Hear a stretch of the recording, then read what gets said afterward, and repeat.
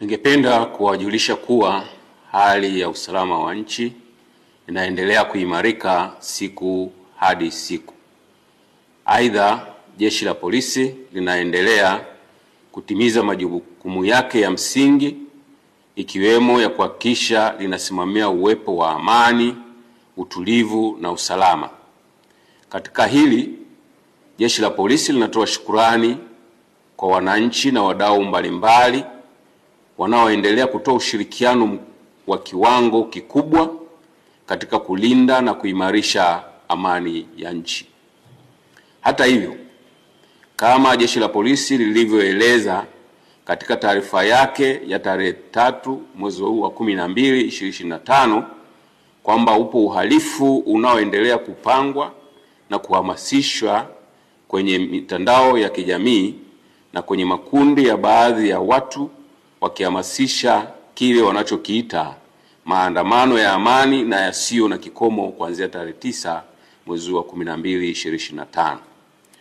Jeshi la Polisi kwa kushirikiana na vyombo vingine vya ulinzi na usalama vinaendelea kuchukua hatua stahiki dhidi ya uhalifu huo unaopangwa, hivi wananchi msiwe na hofu.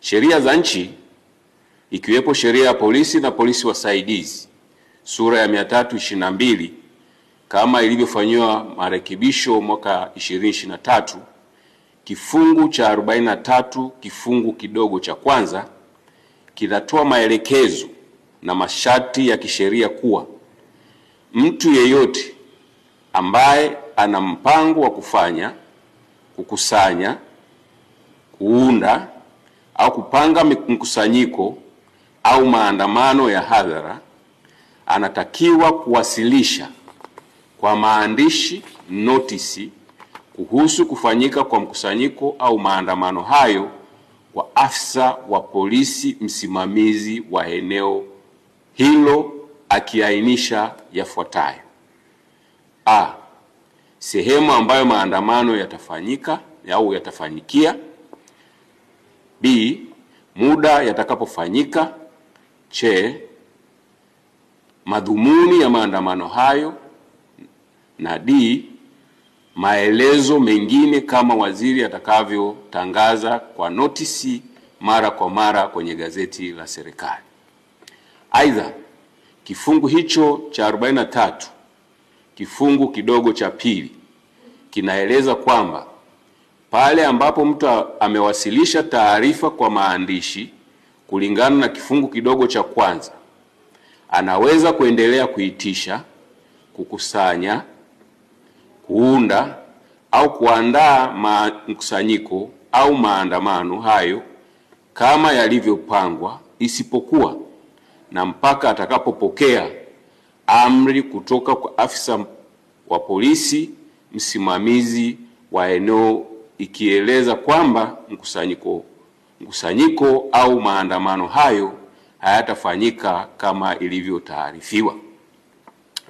Kifungu cha 43 kifungu kidogo cha tatu kinaeleza kwamba afisa wa polisi ambaye taarifa imewasilishwa kwake kulingana na kifungu kidogo cha kwanza hatatoa amri ya kusitisha chini ya kifungu kidogo cha pili kulingana na taarifa iliyowasilishwa, isipokuwa ameridhika kwamba kufanyika kwa mkusanyiko au maandamano hayo kuna uwezekano wa kusababisha kuvunjika kwa amani au kuathiri usalama wa taifa au kudumisha amri kwa umma au kutumika kwa madhumuni au dhumuni lolote lisilokuwa halali.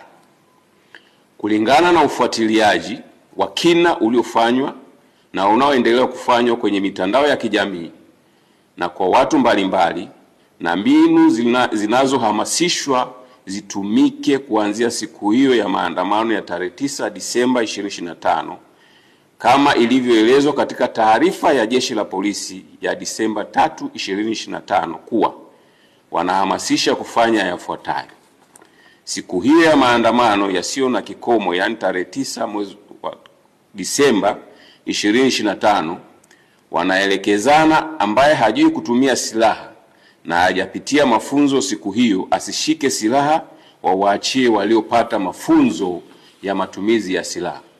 Kwa maana rahisi watu hawa wanazo silaha za kutimiza lengo ambalo wamekusudia. 2. Kupitia mitandao na klabu mbalimbali za mtandaoni wanahamasishana wahakikishe hakuna shughuli yoyote itakayokuwa inaendelea. 3.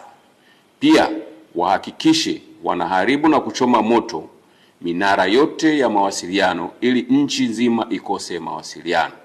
4. Wanahamasishana wahakikishe bandari ya Dar es Salaam haifanyi kazi, kwani watafunga barabara zote za kuingia na kutoka bandarini. 5. Siku hiyo na kuendelea wanahamasishana wafunge barabara zote za kuingia na kutoka katika mipaka yote ili kuhakikisha hakuna anayetoka au kuingia nchini. 6. Wanahamasishana kama vijana wakapore mali za watu kwa sababu wanacho kisingizio kuwa wana njaa. 7. Uhamasishaji huo umekwenda mbali zaidi kwa kuhamasisha siku hiyo waende pia kwenye mahospitali ili kuzuia huduma kwa wagonjwa zisitolewe, kwani wakifanya hivyo nchi itasimama. 8. Pia wanahamasishana kuwa watahakikisha wanawafuata popote walipo watumishi wa serikali ili wawadhuru. 9. Wakati hayo yakiendelea kwenye mitandao ya kijamii, tumesikia matamko mbalimbali na wanaoyatoa wanasema wanaohamasisha na wanaohamasishwa wakiandamana siku hiyo tutawakuta wamekatana vichwa huko mitaani. 10. Wapo wengine wameapa na kutamka watakaoandamana wasifike kwenye mitaa yao, kwani watawashughulikia ipasavyo. 11. Wengine wanasema hawatakubali tena kupata hasara walioipata tarehe 29 mwezi wa 10 2025 na siku hiyo na siku zilizofuata, hivyo watahakikisha tarehe 9 mwezi wa 12 2025 na kuendelea wanalinda maisha yao, familia zao na mali zao ili asitokee mtu wa kuwazuia kuendelea na shughuli zao. 12. Wengine wanauliza wanaohamasisha maandamano yasiyo na kikomo ni haki ya aina gani hiyo? Kwa sababu huwezi kujitangazia haki ambayo inavunja haki za wengine kwa kuwazuia wasiendelee na shughuli zao hasa zinazowapatia riziki ya kila siku. Kwani mtu anapotoka na akajihusisha au akajishughulisha katika shughuli halali ndio mkono unaingia kinywani. Ukinizuia kutoka unavunja haki zangu na unataka kuniua mimi kwa njaa pamoja na familia yangu na wategemezi wangu. Hivi sasa wameongeza lingine wakihamasishana siku hiyo wabebe petroli kwenye chupa.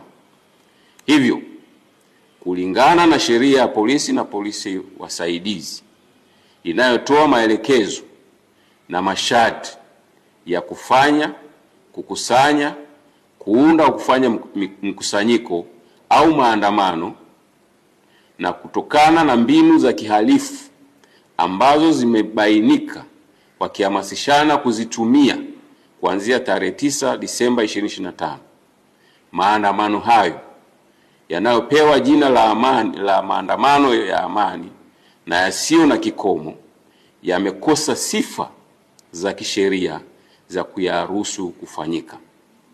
Na kwa kuwa yametangazwa kufanyika nchi nzima na wanaohamasisha hawana anwani maalum zaidi ya kuona namba nyingi za simu za mataifa ya nje ya Tanzania na za ndani ya Tanzania, akaunti za mitandaoni za nje na ndani ya nchi ambapo wamiliki wake ndio wanaohamasisha maandamano hayo, na kwa kuwa hakuna barua yoyote iliyofikishwa au kupokelewa na ofisi yoyote ile ya mkuu wa polisi wilaya hapa nchini ya kutoa taarifa ya kufanyika maandamano hayo hadi leo, Jeshi la Polisi linapiga marufuku maandamano hayo yaliyopewa jina la maandamano ya amani yasiyo na kikomo yasifanyike.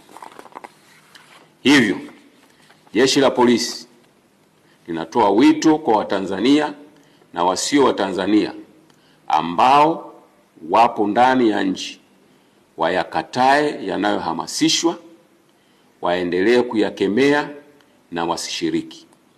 Aidha, Jeshi la Polisi linatoa wito kwa Watanzania wote pale watakapoona jambo lolote lisilo la kawaida au lenye viashiria vya kiuhalifu au la kuhatarisha amani na usalama wa nchi yetu, wasisite kutoa taarifa kupitia simu namba 111 112 0699 998899 au 0787 66 8306 au kwa ujumbe kupitia kiunganishi cha mfumo wa kutoa taarifa, yani taarifa.tpf.go.tz.